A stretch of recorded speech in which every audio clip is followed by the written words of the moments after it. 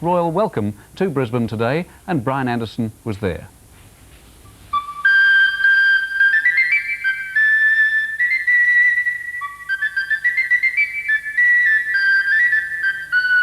She's not the biggest ocean liner ever built, but her owners do boast that she is the greatest.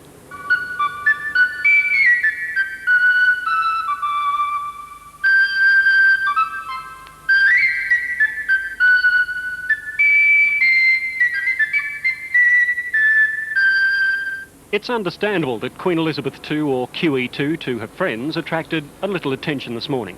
She's the first royalty we've had up the Brisbane River since her namesake came here for the Games. A ship so large that she hardly really entered the river. Either it's too shallow or she's too deep. So QE2 was forced to steam towards the less than regal surroundings of a container terminal.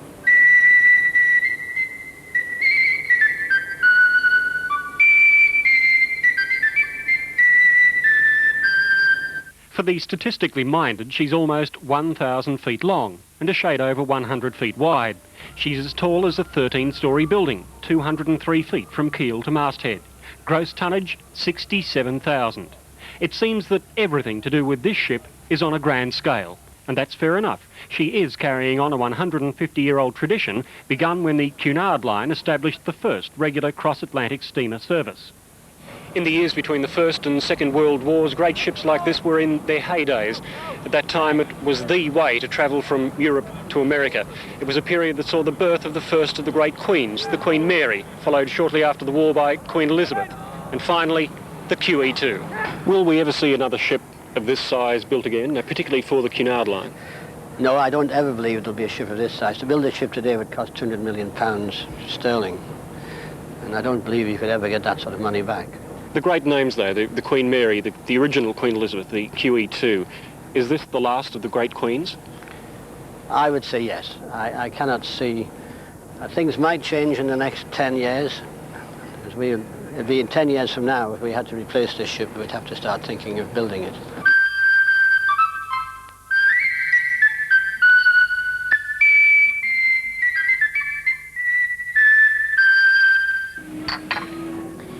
Here it's possible to live in the style to which I'm sure many of us would like to become accustomed, on board a floating hotel, the type of ship, the likes of which we're never likely to see again.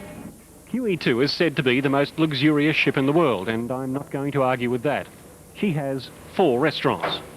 There are 4 swimming pools, 2 of them indoors. A shopping arcade where you'll see names like Cardin, Dior and Dunhill, and price tags that would murder the household budget.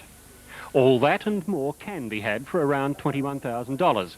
Although if you'd prefer to go for broke and book one of the 2 penthouses, be ready to write a cheque for more than $250,000.